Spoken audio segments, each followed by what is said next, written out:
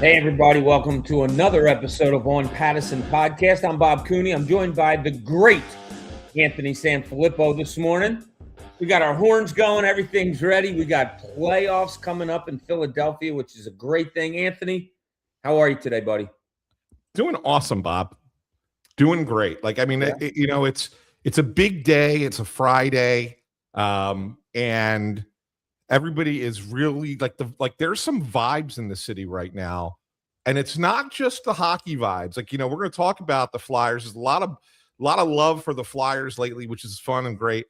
But I'll tell you, and you were down there the other night, that crowd seemed awesome for a play-in tournament game between the Sixers and the Magic. And I got to think that there are people in this town who really still love the Sixers and want to see them do well. And there's a little bit of an underdog vibe about them too, because they're going to face the hated Boston Celtics, and they're going to, everybody wants to see them pull off that upset as well. So it's kind of a great day, I think. It is a great day leading into a great weekend. I love how you termed this rivalry week. I mean, The Penguins, is there a more hated hockey team if you're a Flyers fan than the Penguins? It's funny that rivalry had kind of tailed off the last several years. Penguins are getting older. They're no longer the great team that was winning the Stanley Cups. The Flyers were in an abyss, right? And nobody was really paying attention to them. So it was like, yeah, you get the Penguins game, you get a little bit of a thing, but it wasn't like every time Sidney Crosby touched the puck, you were booing him, right? It didn't have that feel to it, but I'll tell you what, Bob. Starting Saturday night in Pittsburgh at 8:00, it's back. These people are going to. It's already started on social media. Yeah, it's like they're already at each other's throats on social media. It's on, and I said this. Now we finally know the schedule. Mickey Mouse operation that is the NHL finally got the schedule. How many times did you have to book your trip, Ant? I mean, thankfully, I didn't have to rechange it. I thought I had to change it because. And I'm going to take everybody through because I got killed for, putting stuff out. But I was told 3 different things at 3 different times, and not because somebody wanted to feed me bad information, because that's what the organization was being given by the league. It's the most asinine thing. And then they finally got it resolved, and it was still not what anybody wanted. It's crazy. It's the networks and the league and the fact that they wait until Thursday night, this morning, it was after midnight when they finally put it out. You know what I'm saying?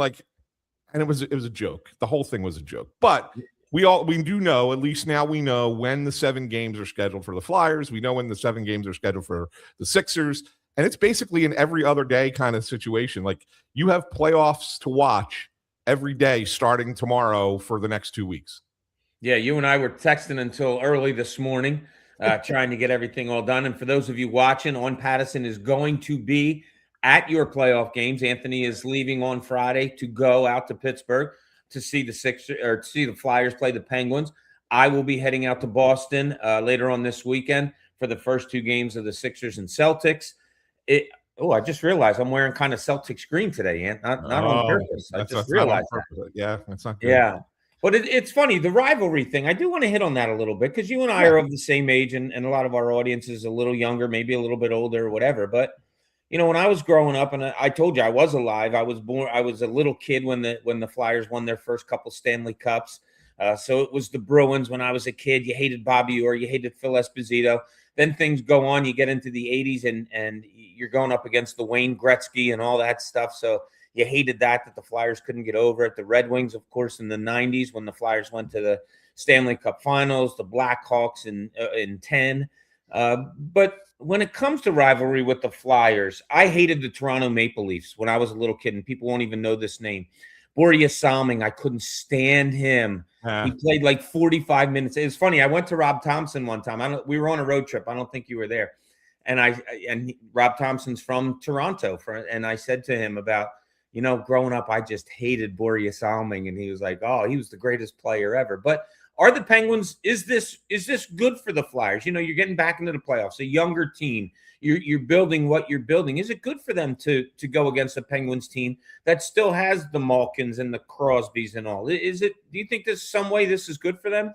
I think in a lot. Well, I think in a lot of ways it's good for them. The first being, and let's be honest, Bob, again, the NHL, their playoff format is terrible and really unfair it's not unfair for the Flyers, but it's unfair for a lot of teams. If you were to stack the standings in the conference, it's like it used to be 1 versus 8, right? Right. The Flyers would be the 8 seed. The Penguins would be the 7 seed. So you have the 7 and the 8 playing each other in the first round. Yeah. And so it's kind of ridiculous, right? That the better teams have to play each other while the 2 bottom teams are playing each other. It's stupid. So in that sense, it's, to me, the easiest team for the Flyers to have a chance to beat, right? So that in and of itself is a great opportunity for them. But then you add on the whole notion of it being Pittsburgh.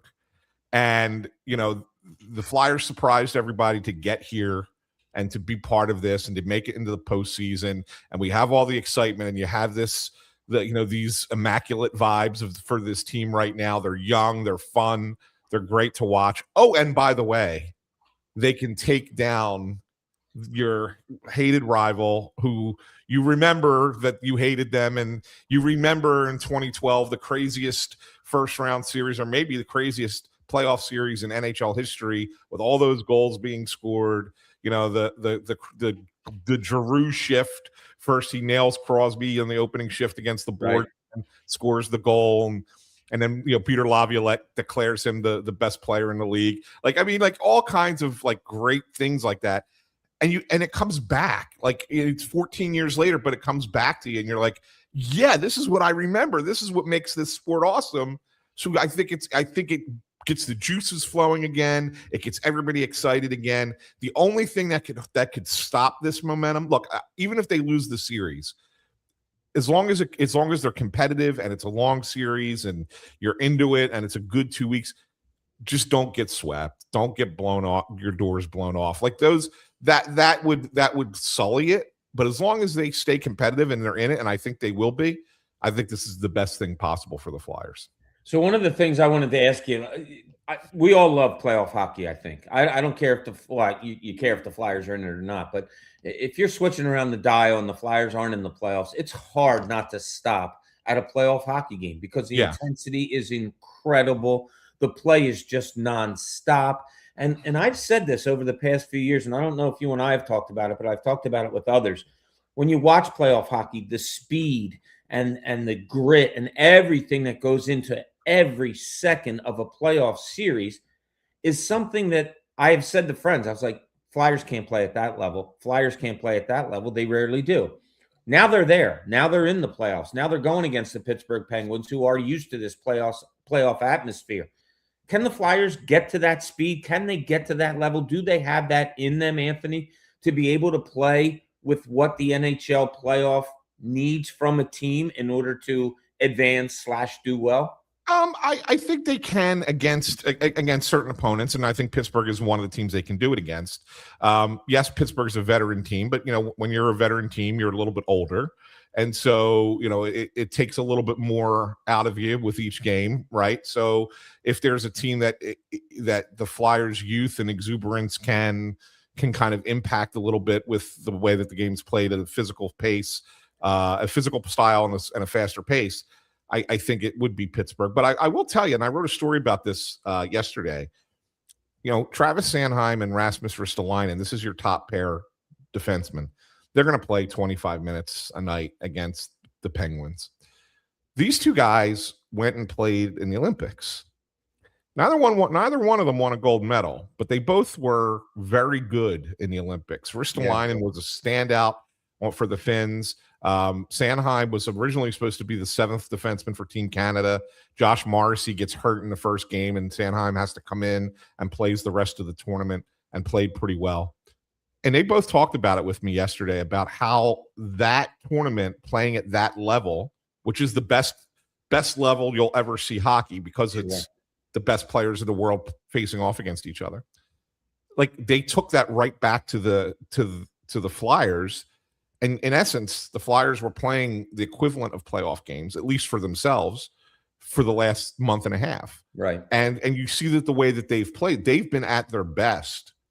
Those two guys specifically, it's just like they carried it through.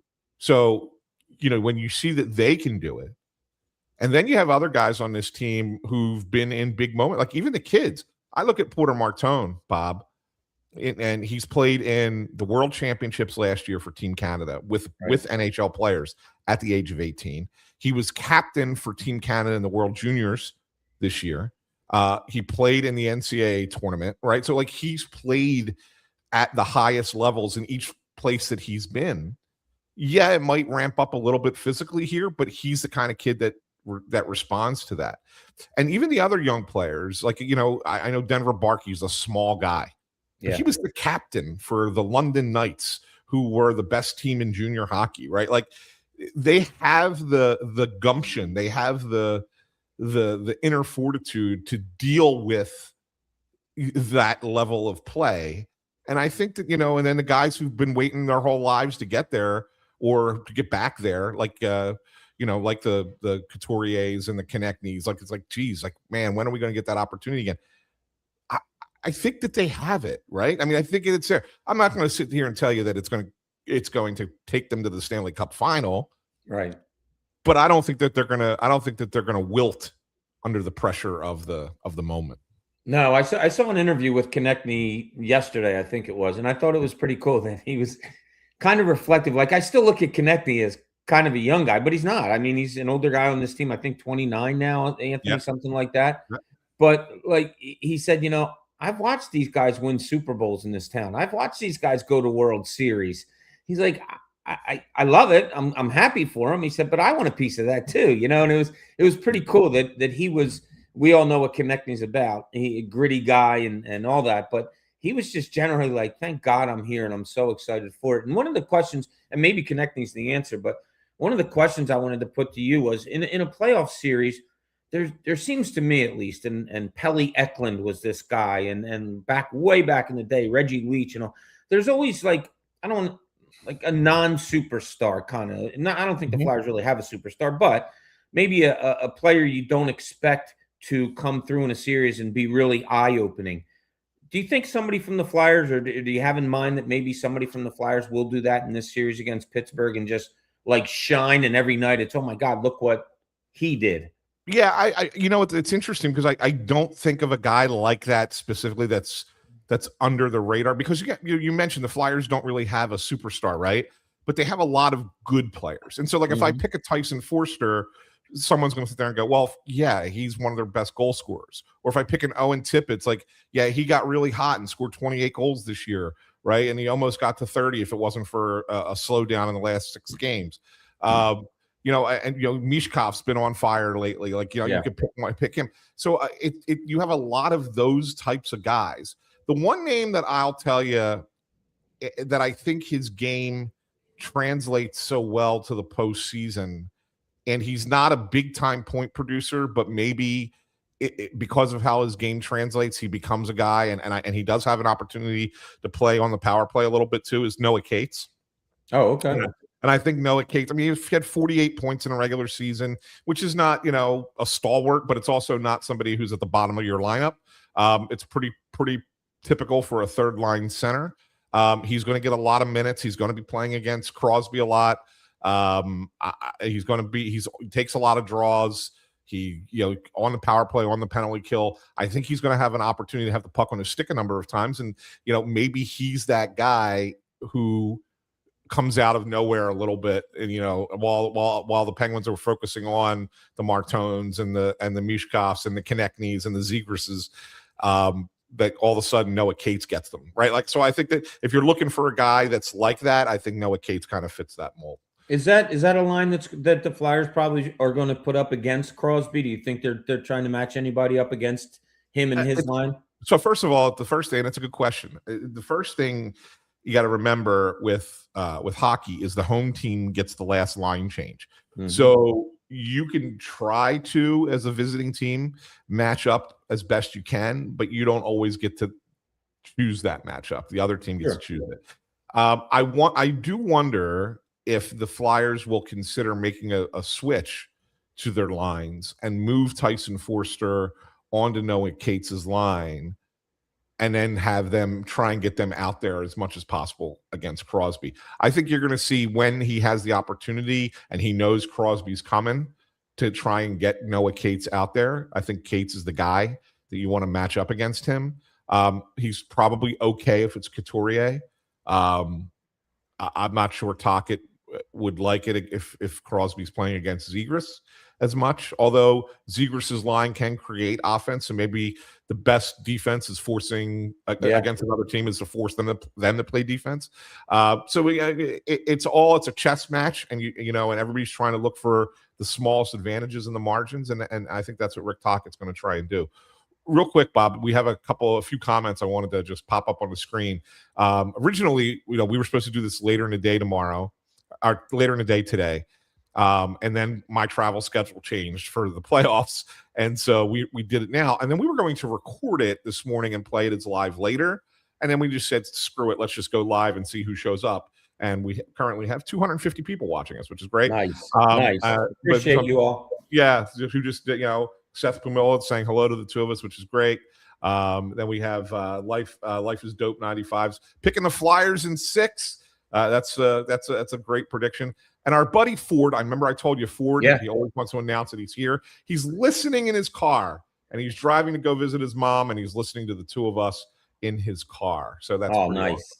That's pretty awesome. So thanks. The best to your mom, Ford. The best to your mom. Hope everything's well there. So, Ian, let me ask you, and we talked about this, the casual Flyers fan is going to come on board, and that's great. I love that stuff. I don't have any rules about fandom. I used to work with people that had staunch rules about fandom. I don't want you there if you haven't been there all year. That's bull crap in my mind. But anyway, for maybe some of the casuals that have come on and they know who Sidney Crosby is, obviously, where is he in his game right now, Ant? Where is Sidney Crosby close to 20 years or at 20 years in the NHL?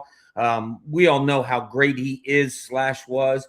What is Sidney Crosby for somebody that turns on this Flyer series on Saturday night at 8:00 and says, oh, yeah, I know Sidney Crosby. Wow, is he still great or is he not? What is he, Ant? He's still great. He's still a great. I mean, he's not, top of the league in scoring great because those guys are just otherworldly, the Connor McDavids of the world and Nathan McKinnon and Nikita Kucherov. I mean, those guys are putting up unbelievable numbers. But Sidney Crosby is still one of the top players in the game. He's a surefire Hall of Famer. He missed a little bit of time here. He got hurt at the Olympics, ended up missing 14 games for the Penguins, but still in 68 games, 74 points. So just so you know, he's still more than a point per game guy in the league. If he had played the full season, he probably had a 90-point season, right? So that's the kind of player he is. Still one of the best players in the game, still incredibly dangerous. And the Penguins' power play is really, really, really good. That's the one thing that the Flyers have to be certain about, discipline. Do not give them opportunities because the Flyers' special teams is not great, right? It's not great. Their power play's god-awful, but their penalty kill's not very good either. And the Penguins' power play is elite. And so you do not want to lose that special teams battle. You just don't. It's that could swing the series, and Crosby's a big part of that. Him and Malkin and they have 4 Hall of Famers. I mean, 4 guys that are in their late 30s, but they're Hall of Famers. Those two and the 2 defensemen, Chris Letang and Erik Karlsson, who's had a revival since he's gotten to Pittsburgh. So you got to be very, very careful with this team. They're also deep.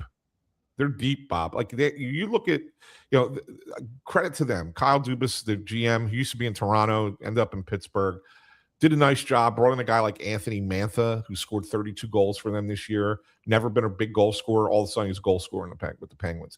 And then you got guys like Brian Rust, I think he had 24 goals, and Ricard Raquel, he had 22. They're a deep team. And the Flyers are going to have to stay committed to their defensive structure to limit opportunities. And Vladar is going to have to be a difference maker. That's, to me, where this series lies. Is the 2 things is stay out of the penalty box, and can Dan Vladar be the difference maker in the series? And if those 2 things happen, I think the Flyers have a chance to win it.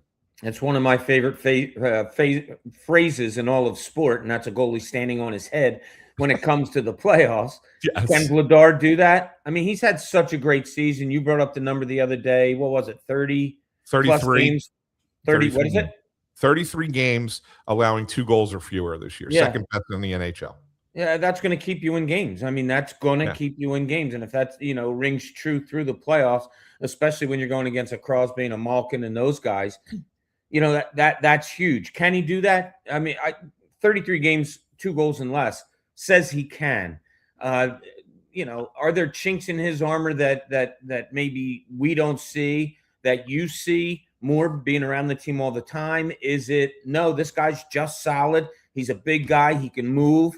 He'll be fine come playoff time. Just your thoughts on Dan Vladar and what he might look like in the playoffs. Yeah, I mean, look, are there chinks in the armor? There are little ones, nothing major. I think teams try to shoot low glove side to him. He does occasionally, mishandle a puck with it on his glove side, and so sometimes you get a juicy rebound there because he can't catch it. Especially if it's on the lower side of the ice, or of the net rather.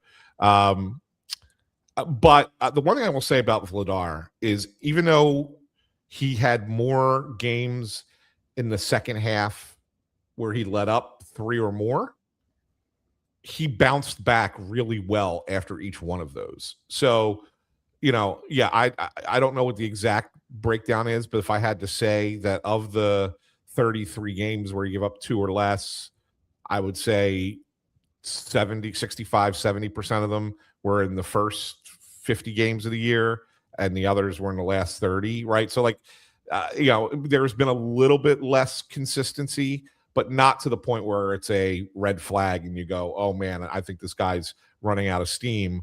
I just think that it just so happened that game intensifies a little bit, and things happen in the NHL, right? So I still will take Dan Vladar any day, twice on Sunday, over Stuart Skinner, who's the starting goalie for the Penguins, right?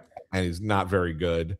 And even their backup goalie, Silov's not great. I think that I'll take the Flyers goaltending situation in this matchup, and I think it's a strength for them, and that again you've seen it before. Goalies have stolen playoff series. Yeah. A lot of times I always say this, Bob.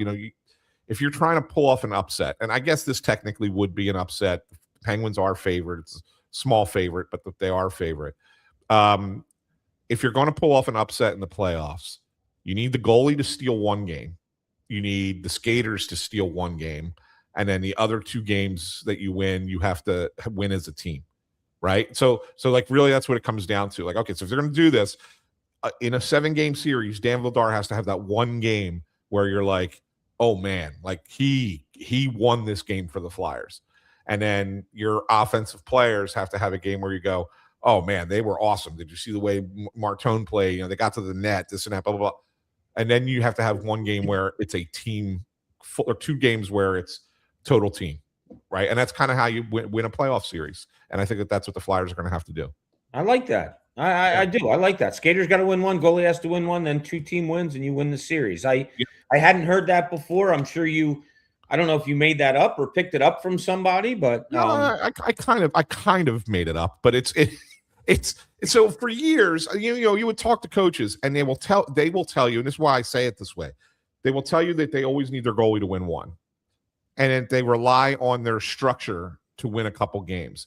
And then they say, we need our best players to win us a game. So that's what I usually mean, your forwards. Your best players, they need to go out there. And so at some point in this series, Trevor Zegras and Travis Konechny and, Mishkov and Martone and Forster, those guys collectively are going to have to do something to win a game for the Flyers. So it's kind of sort of something I put together, but it's from different things that coaches have said to me over the years.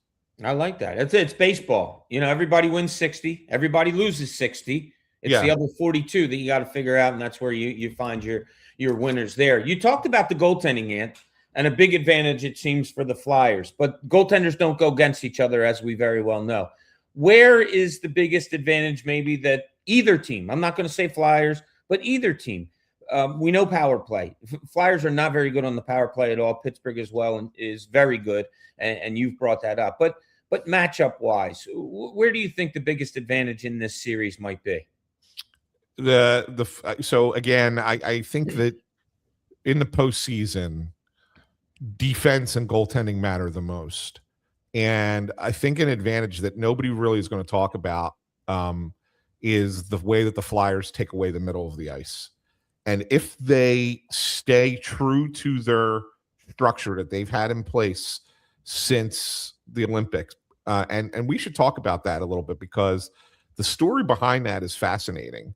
And I'll get into it in a second. But if they could stay into that structure and really limit the opportunities that the Penguins have at 5-on-5, they'll frustrate the Penguins, and that's an advantage for them that could go a long way in this series. And it's interesting. So this is the interesting story. So Rick Tocchet was an assistant coach for Team Canada in the Olympics, and so he's over in Milan, and he's trying to figure out. He's frustrated because the Flyers have been terrible in January. They lost 13 of 16, right? And there were some overtime losses in there, so they got a few points, but they had lost 13 of 16. And he can't figure out how to fix it. And he wanted to give them one last push, one last kick at the can to try and make the playoffs, but he had to fix what was wrong with their systems. And so the trip from the Olympic Village to the arena in Milan was forever. It took forever to get there. They hated doing it every day. So rather than go to the rink and then go back to the Olympic Village and then go back at night, they would just stay there the whole day. And so there was a lot of downtime. And Tocchet got together with a fellow assistant coach, Pete DeBoer. Now, Pete DeBoer was head coach of the Dallas Stars, got let go because of a thing with between him and Jake Ottinger, the goalie, pulled his goalie, and Ottinger ended up winning out. DeBoer gets fired, and so he doesn't really have a job other than being the assistant coach of Canada. And so Tocchet talks to him and says, "Pete, what do you think of my team? What would you do? How would you help fix these problems?" I love that.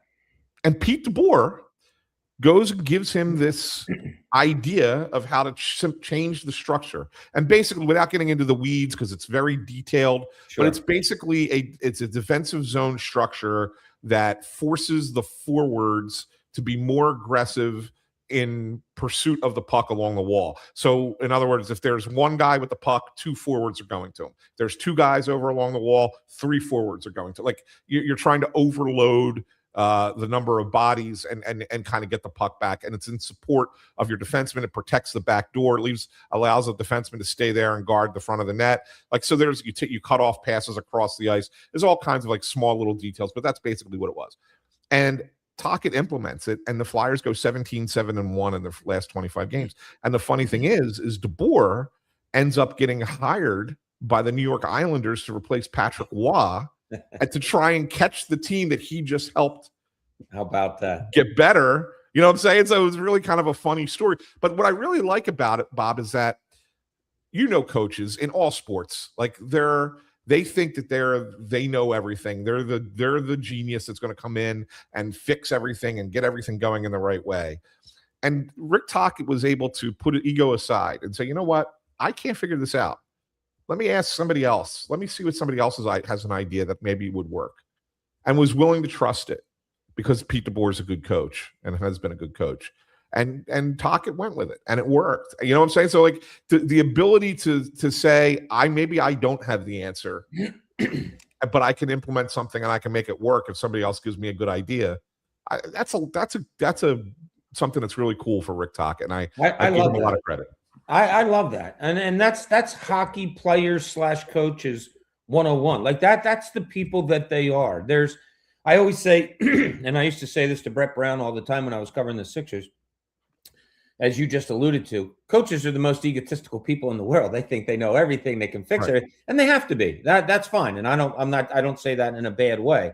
But the fact that you go to somebody else and lean on them, I mean, that's what life's all about. Jimmy Lynam has this line to me all the time, Anthony. You never stop learning from anybody. And it's true. Like, listen to everybody. Like, I don't think I know everything about sports, and I know you don't either. And that's the great part about talking. I love that story that you just told. Yeah, it's a good one. And you're right. Like, you don't ever know everything about the sport, and this is even guys who are coaching the game, and Tockett's been part of the NHL now for 40 years, and he's still got things that he says, I still learn it. You know what? This was a good idea. Let's try it, and really believed in it, and the players bought into it, and it's worked. And it's what got them to the playoffs. I mean, let's be honest. I mean, it was that defensive zone structure change that got them to the playoffs, because they became a much better defensive team, and because they're not great goal scorers, the Flyers, and so they need to be opportunistic to score.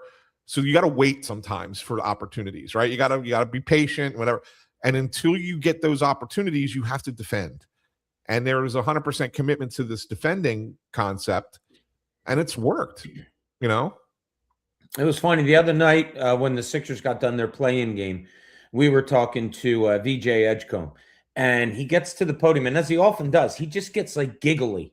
And you remember, he's 19 years old, and here he is talking to a bunch of adults about playing the game that he loves, and he just can't help himself. A, because he's just so happy he's playing the game, but B, he's 19 years old. And I'm watching him talk after the game, after having him play a really good, wild game against the Orlando Magic, and it came to my head like, wow, this kid's playing, on free time. Like, he's got nothing to lose. Tyrese Maxey's one that has to carry this team. Paul George has to carry this team. Like, he's just a 19-year-old out there playing 40 minutes a game. Are there guys on the Flyers like that? Is Michkov that? Is Martone that? Do you have a feeling that these younger guys, it's kind of like, there's no pressure on me. I'm a young guy. I can just go out there and play my ass off and not really have to, worry about this city not having been in the playoffs for the last 6 years? Yeah, it's interesting. I do get that sense, Bob. I do get the sense that the young guys, they don't know what they don't know, right? You know what I'm saying? Like, I really get that sense. Obviously, the guys who've been around, they're the ones that are going to probably feel that weight of the city, right? Like, the fans have been waiting all this time for this, and we're finally there. And now when we're there, who's going to bear the brunt of that? It's going to be the Couturiers, the Konechny's, Sanheims, guys that have been here forever and been through all the losing. But these kids that are just coming in, they don't know. Like, they don't feel it, right? Like, I was in that locker room yesterday, and people were talking to Porter Martone and Denver Barkey. Even Michkov was going up and shaking hands with people. I mean, his English is getting a little bit better. And that's another thing. I don't want to derail the conversation, but Tocchet mentioned yesterday that Michkov has gone from being a little bit of a guy who was more of a loner to being a guy hanging out with these young players. And the additions of the Barkeys and the Bumps and the Martones have brought more guys his age onto the team, and so he can relate to them a little bit better. And he's going out to dinner with them. He's hanging out. His English is getting better. Like, he's more smiles on his face. So, like, yeah, you're starting to see that kind of come together in a different way. And the young guys don't know. They don't know that the Flyers have sucked for more than a decade. Like, they don't know. I mean, I'm sure they've heard it, but like, I doubt that they feel it, right? Whereas, you look at a Couturier who's now 33 years old, been here since he's 18, and the team hasn't been good since he was, 21, and he feels the weight of the city, right? And as the captain should, he feels that. I don't think that the young guys do it all, and I think that's the best part about it. Like, they're just going to go out there and they're going to play, man, and they're going to play and not worry about it. And I think it's going to be that's the best thing for them. The thing that you brought up about Michkov too, and as soon as you say it, I totally think it relates to his good play. And a story that I have from back in the day was, you remember the guy Dario Saric that the Sixers had come over? He finally came over from Serbia. He gets here. He's here for a few months, and he and I sat down and just had a conversation. And he said something to me that'll stick with me for my life when it comes to foreign players. He said, what's getting so much better for me? I don't have to think as much. And I said, what do you mean? He said, think about it. I'm in a foreign country. I don't know the language. As soon as I wake up, I have to think of everything. How do I get here? What do I do when I get there? Where can I go to get food that I like here? It's nonstop thinking. Whereas us, we wake up and, for the first 4 hours of the day, we nonsensibly we grab what we want to eat. We go where we want to go. We don't have to think about it. For a guy like Michkov, coming over from Russia, he's got to think 24 hours a day of where am I? What am I doing? How do I get there? Who am I talking to? Who's going to help me? That's hard, Ant. And you see it a lot in hockey because there's so many more foreign players. That's hard. Yeah. And you're 100% right, Bob. And I will tell people to go and, find today's Inquirer or read it on Inquirer.com.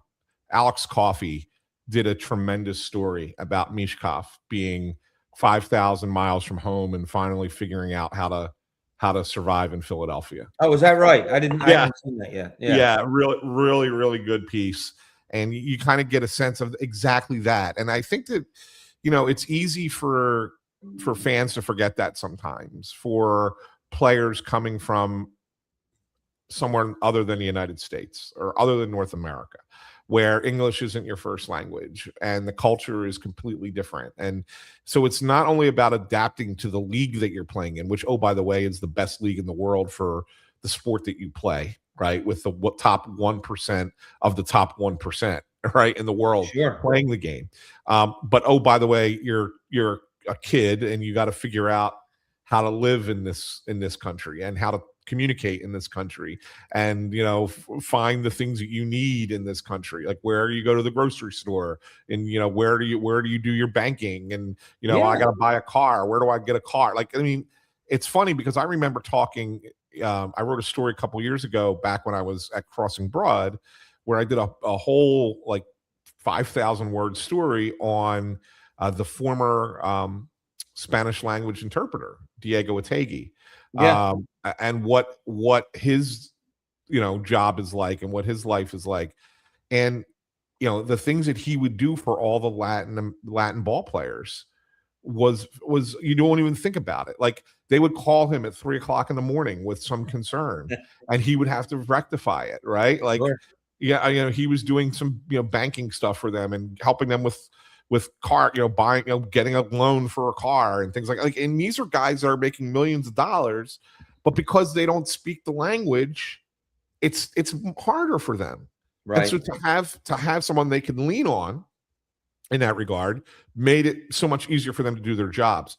You don't have a lot of that for a Russian player. It's easier. People speak Spanish in this country, right? A little bit, there's more people who speak Spanish. It's a little bit easier to find somebody to help you with that. Russian is not so much. And so it takes a little bit of time.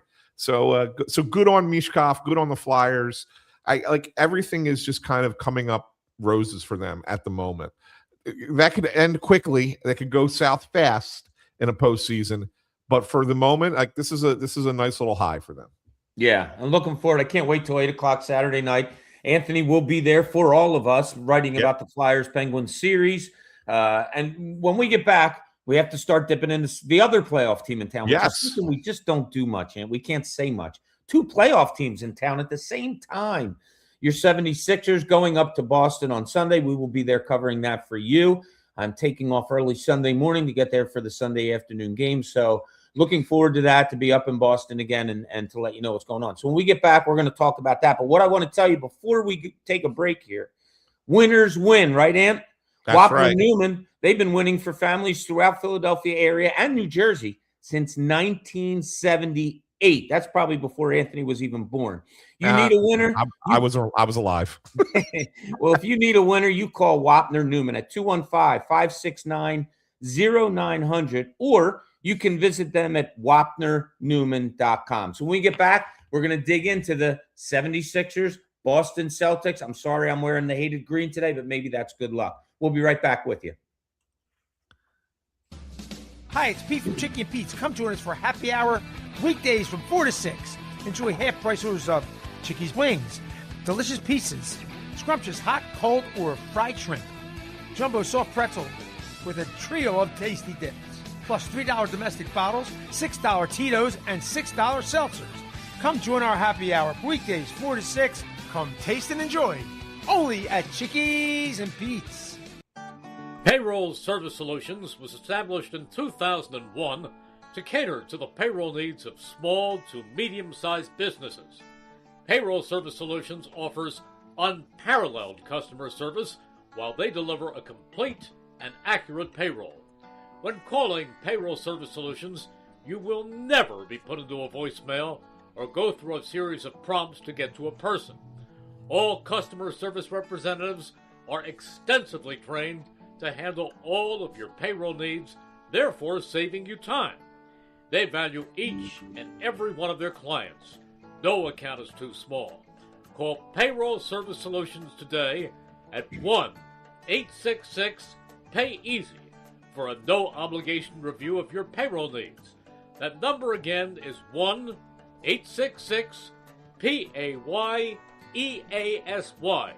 Payroll Service Solutions. This is Tommy Green from the 1993 National League champion Phillies. Every champion needs a good game plan.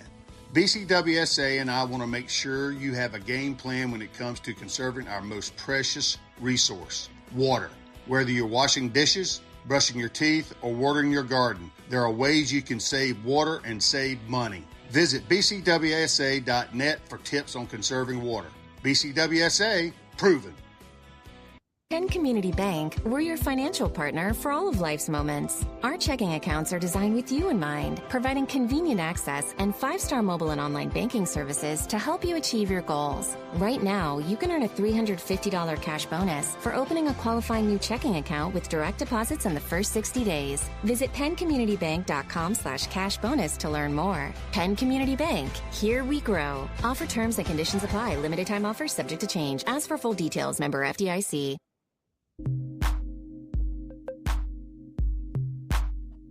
Welcome back to the Pattison Podcast. Bob Cooney here with Anthony Sanfilippo. Just had a good long talk about the Philadelphia Flyers, the Pittsburgh Penguins. I've been covering basketball, played basketball, coached basketball all my life, Anthony. Honest to God, playoff hockey, I just adore. I love the fact that when games come on, it's light outside. I love the fact that you can be down the shore, you can be at a bar, whatever, and the windows are open and it's playoff hockey. I just love it. We get a taste of that on Saturday when the Flyers visit the Penguins. Anthony will be there for us, but we got to dip into, I think, Ant, and I was writing this to you in a text last night, I think the Sixers have kind of breathed a little life into the city. And it sounds weird because, the whole Joel Embiid situation and the Sixers certainly haven't been a breath of fresh air for this city in a long, long time. But I kind of got that feeling the other night when they beat the Orlando Magic. And when we started this show today, I think I got that feeling from you also. Am I reading the room right? Yeah, I mean, look, I think everybody looks at it and goes, look, if they would have, let's just I'm going to play devil's advocate for a second.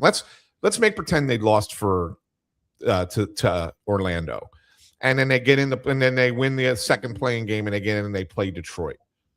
Is there as much buzz? Probably not. No, probably not. And they would still be in. It would still be the same situation, but probably not. And to be fair, that might have been an easier path for them. Like they probably had a better chance of beating Detroit than they do beating Boston.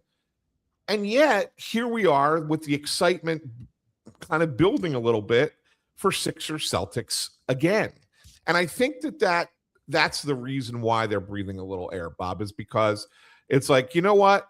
We're going to go out and we want our path to be the two teams that everybody in this town hates the most. Let's upset Boston. Let's upset New York and turn the NBA on its ear. I don't think they can beat the Celtics. I don't think they could beat the Celtics if they had Joel Embiid. But you never know. I mean, crazier things have happened in this sport, right?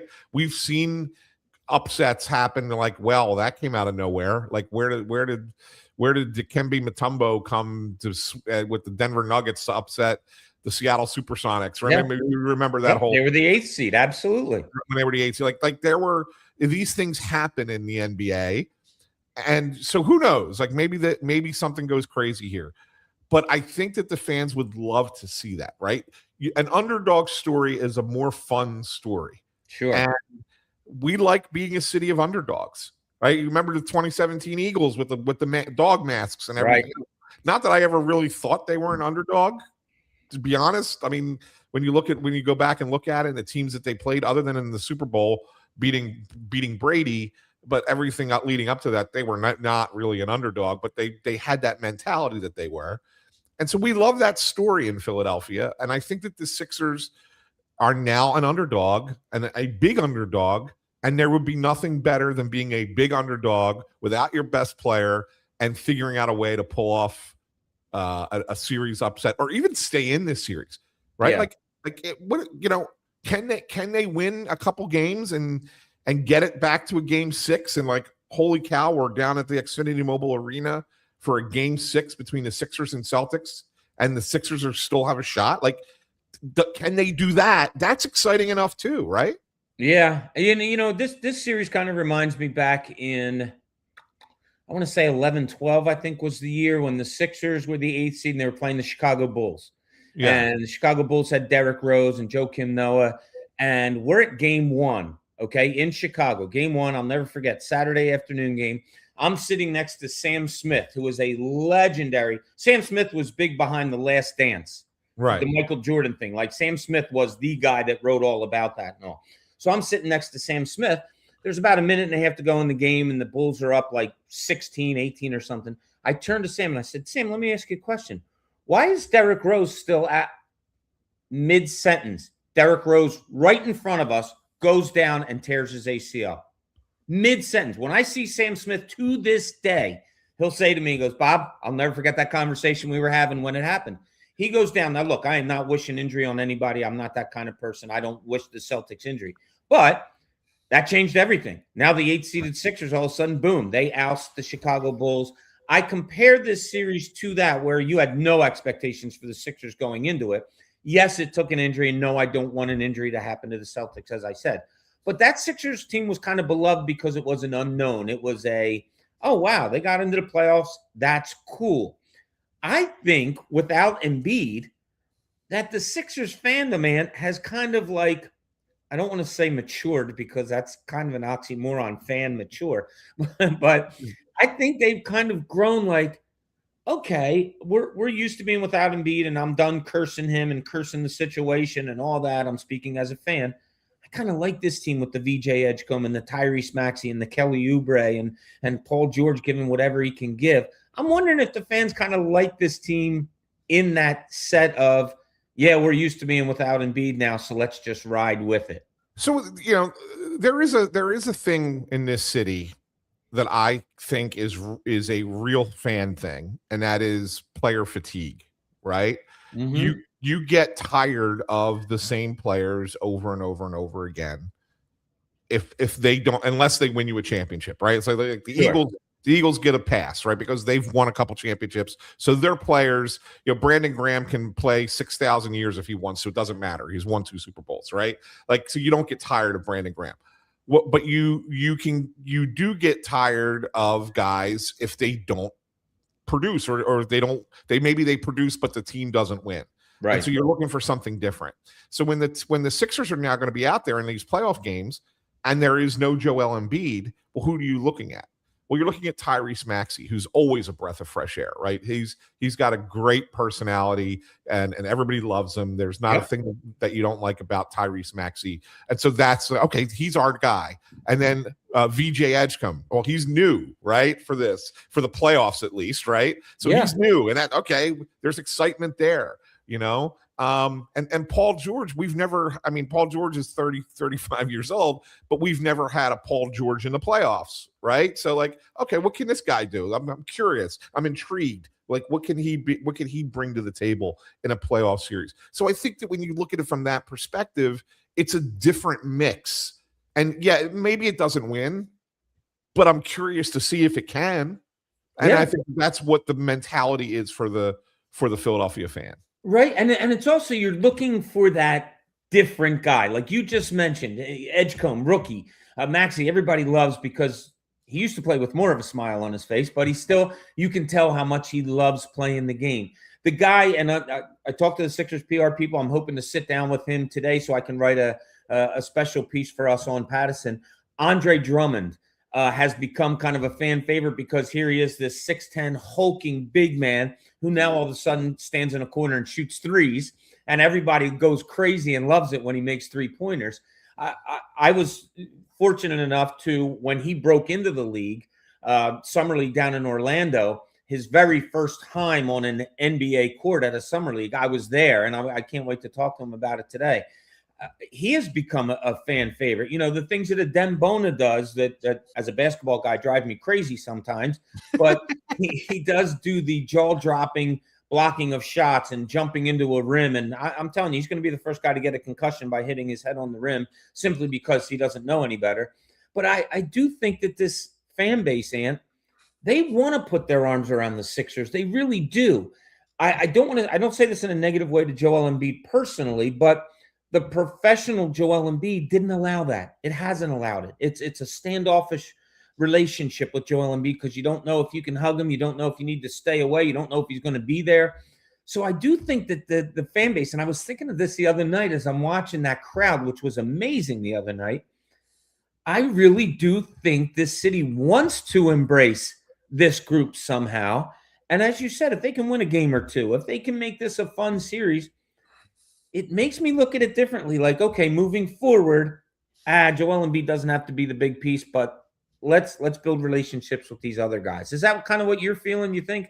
Yeah, I do. And again, to me, we're going to talk briefly about the Phillies in a little bit, but it's similar in that to what the Phillies are experiencing, right? Everybody's saying they're tired of the Phillies running it back. Like, well, it's not that the players aren't talented. They're just tired of seeing the same guys and have the same result. Exactly. So like the city is willing to accept the same result if it's different people, right? It's almost like I'm serious with this because that's a great point.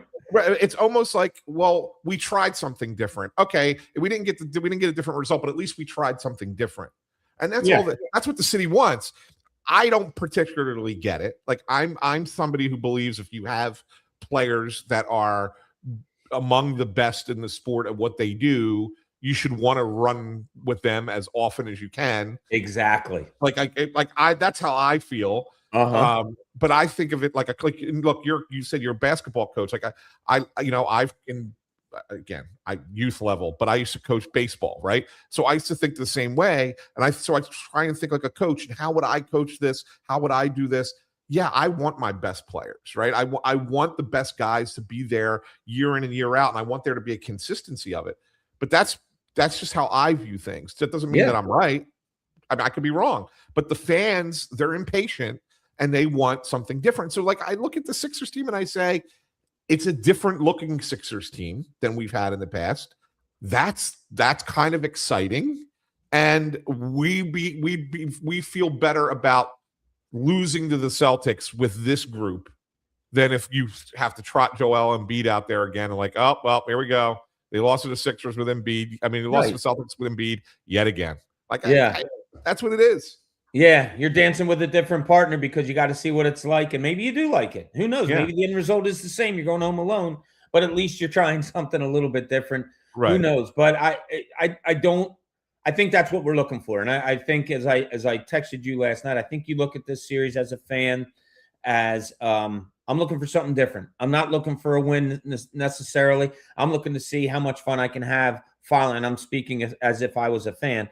I want to see how much fun I can have if I was following VJ Edgecombe and Tyrese Maxey and Kelly Oubre and Andre Drummond, like I mentioned. I think that's the kind of different way that Sixers fans are looking at this. A lot of people have texted me and emailed me and all asking for a prediction.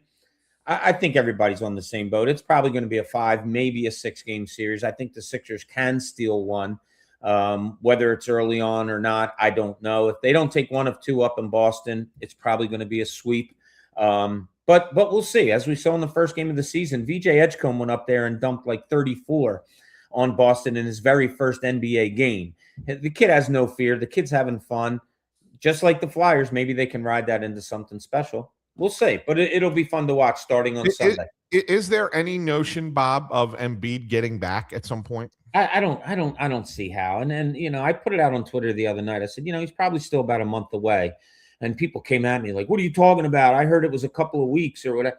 He had an appendectomy. We only have about 3 or 4 NBA people that have had that done during the season that we have knowledge of and have a timeline of when they came back.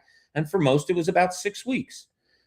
He's 7 feet 2 inches tall and weighs 280 pounds. For those of you that are 5'8" and 150 pounds that have had an appendectomy and went back to your desk job 2 weeks later, good on you. Congratulations. This is a lot different. Yeah. I don't see him. I don't see him being back from the playoffs. If they get past the Celtics, yes, I could see him maybe in the next series, maybe. But you're talking about an appendectomy. I mean, the Phillies PR guy, Dylan. Dylan had an appendectomy. Dylan's about 25, 27 years old, something like that. He had an appendectomy about a month and a half ago. It took him that long he's a big bowler, to get back to bowling. 27-year-old bowling. It took him almost, a month and a half to get back to doing that. Right. So, just a little. And he bowled a 299 his first game, man. Guys, unbelievable. He's incredible. But I was a captain of the St. Joe's Prep bowling team back in Is that right? I didn't know that. I was. Yes, I was. Look at you. Do you still bowl at all? Not at all. Not at all. I am in a league. My wife and I are in a league with our friends. Yeah? Yeah. Thursday nights we get out and bowl. My wife, actually, she defers to one of our sons. He actually becomes my teammate. But we have bowling shirts, matching bowling shirts. Oh, yeah, we're very much into it. I'm not that good. I'm a straight ahead bowler right down the middle lane. I think I had like a 1.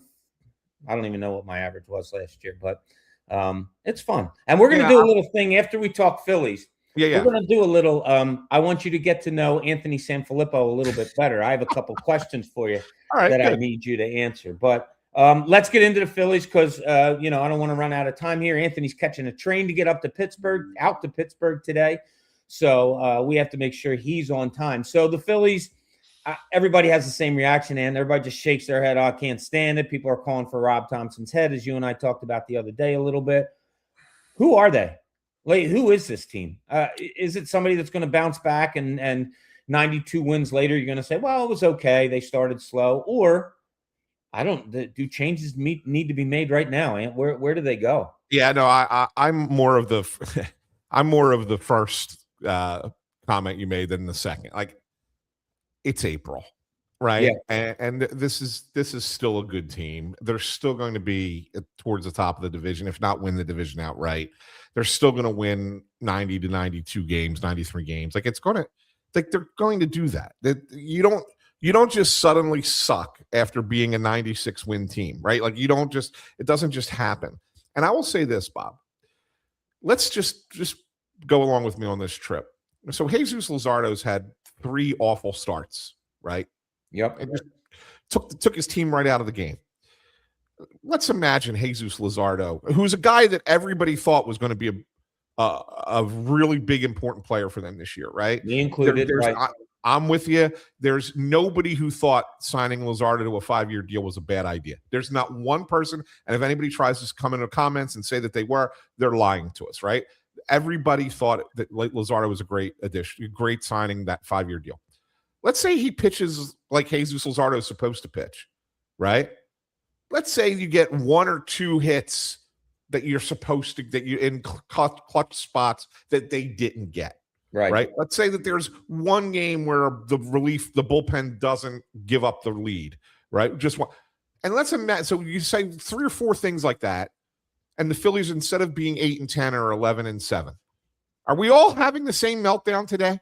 No, exactly. Right? Like, so it has nothing to do with the hitting. It has nothing to do with the manager. None of that stuff. It all is just like, hey, listen, there was a few things that went awry in April.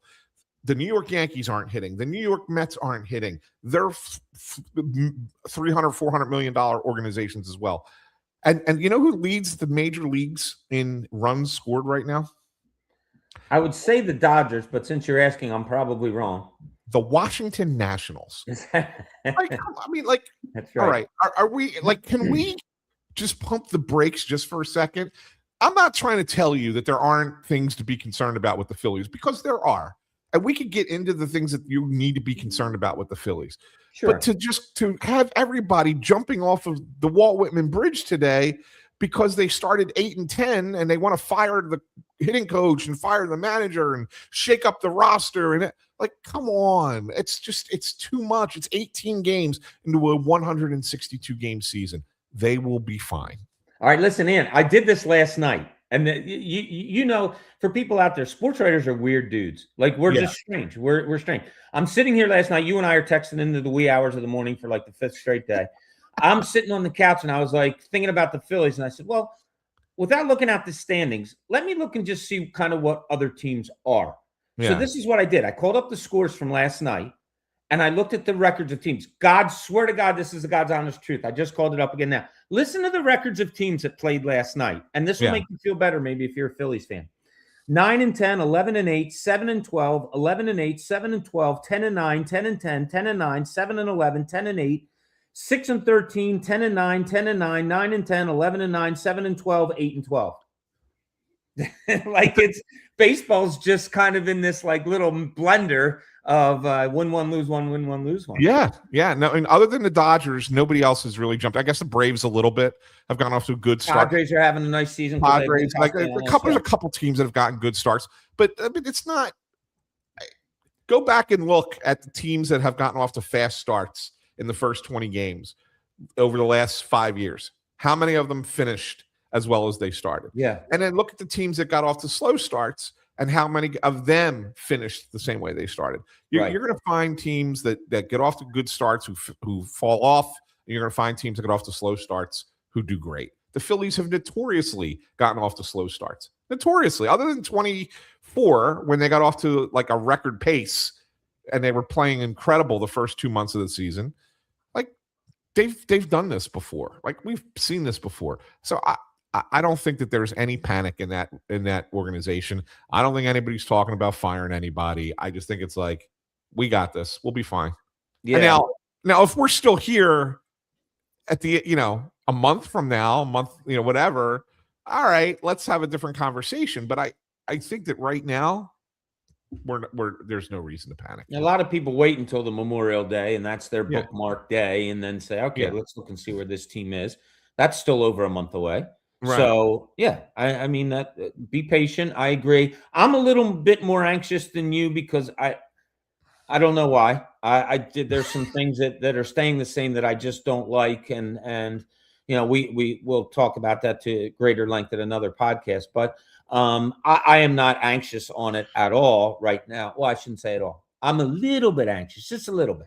I kind of do want to see some maybe minor little changes, but we'll see how it all plays out. And I want to see changes too, but I don't think that the changes that I want to see are the same ones that everybody else wants to see. Yeah, because you and I talked about this on our last, like, Rob Thompson's fine in our book. Yeah, it's there. I think that the changes that everybody else wants to see are cosmetic. They're not going to improve the team. Like, they're just not. And where if you want to improve the team, you have to make real changes that are more specific. And those are not as easy to do, but that's what, and those are the things we could talk about on the next podcast. Sure. They need a new third baseman, and this is a good point. I'm glad that IROC Philly just mentioned this. Phillies are only 3.5 games behind the Braves. Yeah. Braves are like, you're 3.5, you're 8-10 and you're only 3.5 out. Do you remember last year, Bob, they get swept in New York by the Mets in April, right? I was there for that whole series. It was just it was one of the worst series they had ever played. They fell after that series. I think they fell 5.5 games or 6.5 games, something like that, behind the Mets in April. And everybody was saying the same stuff that they're saying right now. How did the season end up? Yeah, right? Exactly.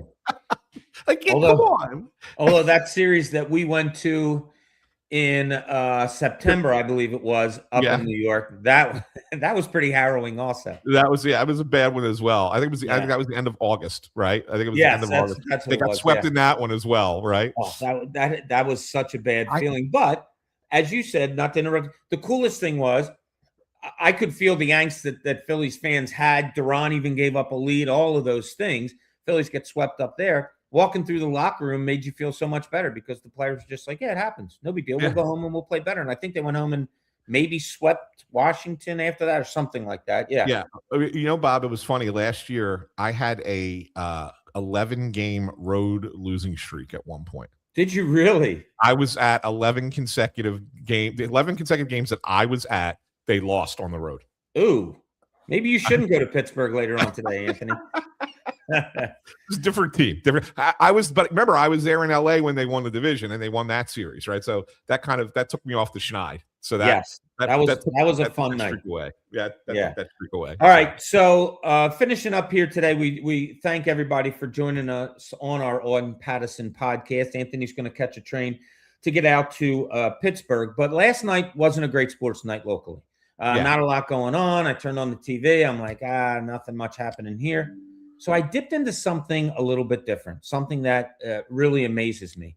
And it was kind of a recap of the recent trip to space, the Artemis II spaceship. Yeah. It went from the beginning to the end, took you behind the scenes, all of those things. So I want people to learn a little bit more about Anthony Sanfilippo because Anthony, as great as you are and you're out there with your writing, we don't know the Anthony Sanfilippo the way we need to know Anthony Sanfilippo. So I'm asking you a couple of questions now. Yes. Did you ever go into space?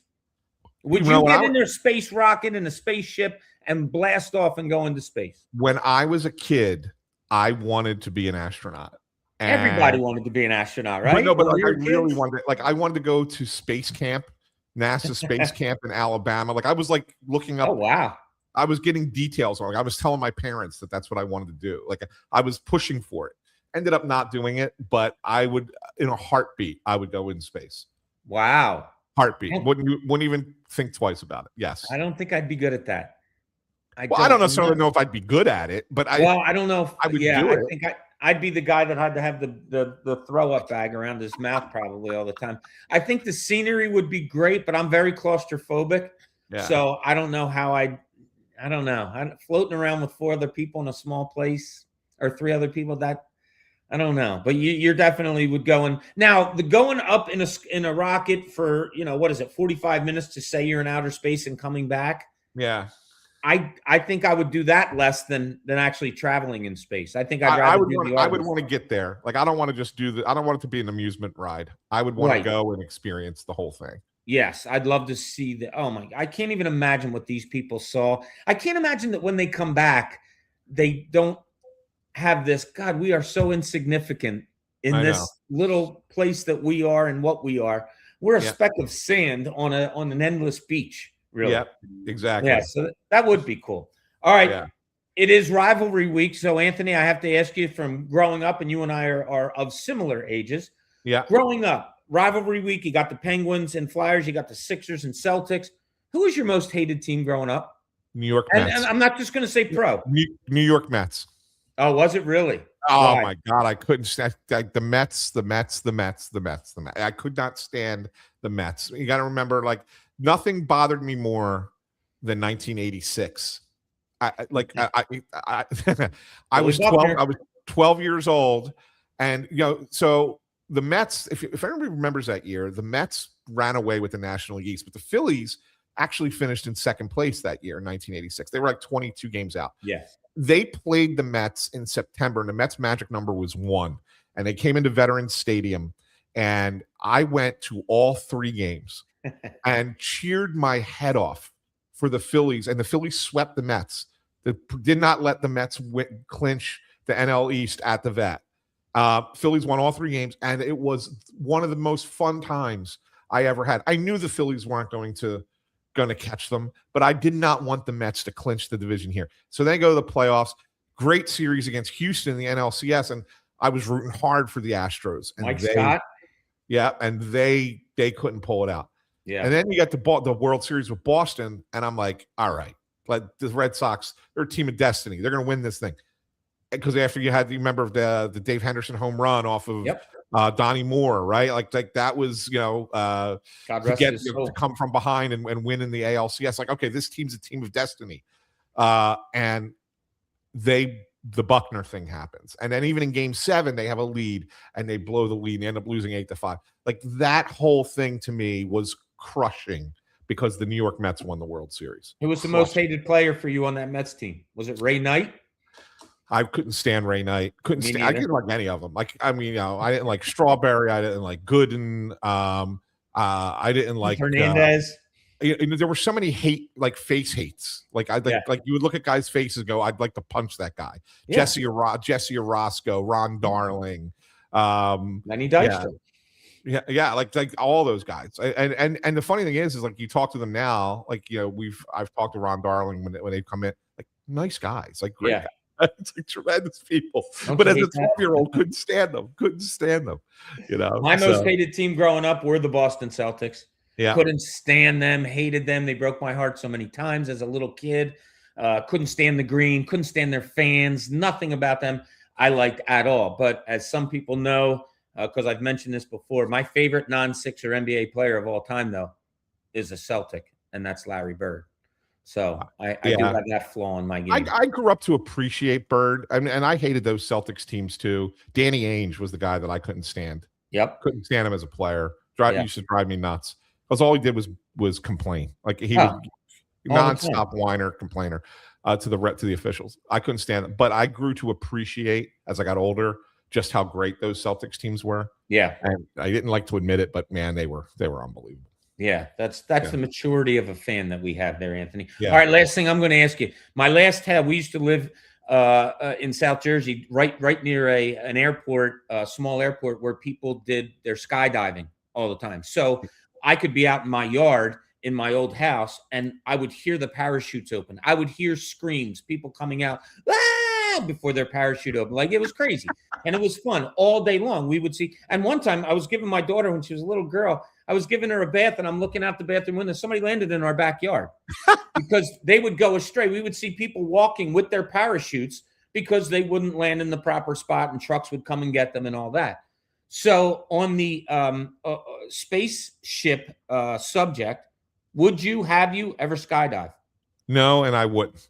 Okay, good. All right. That's too much for me. Yeah, I no. Yeah. I don't. I can't do that.